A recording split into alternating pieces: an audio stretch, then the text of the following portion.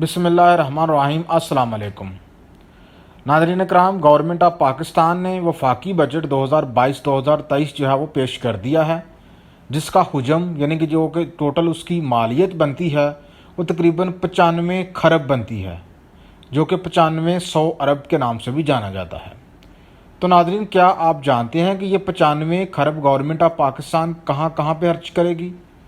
तो नाज़रीन, आपको बताते हैं बहुत ही सिंपल और बहुत ही सादा अल्फाज में। आप ये जहन में रखें कि हुकूमत पाकिस्तान जो है अपने बजट को तकरीबन 5 मेजर सेक्टर्स में खर्च करती है पूरा साल। वो कौन से 5 मेजर सेक्टर्स हैं, आइए आपको बता देते हैं। सबसे पहला मेजर सेक्टर है नाज़रीन, बाहर के मुल्कों से लिए हुए कर्ज़े और सूद की अदायगी।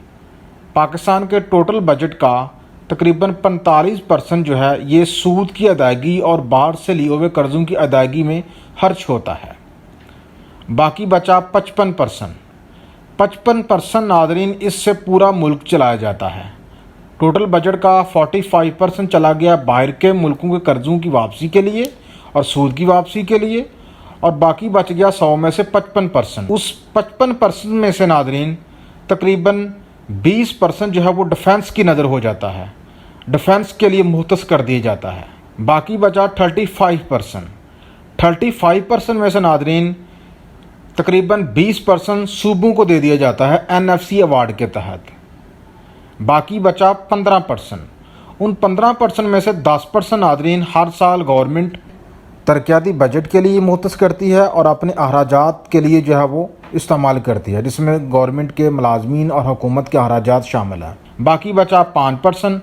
अब नाज़रीन ये 5% जो है ये तलीम और सेहत के लिए इस्तेमाल होता है।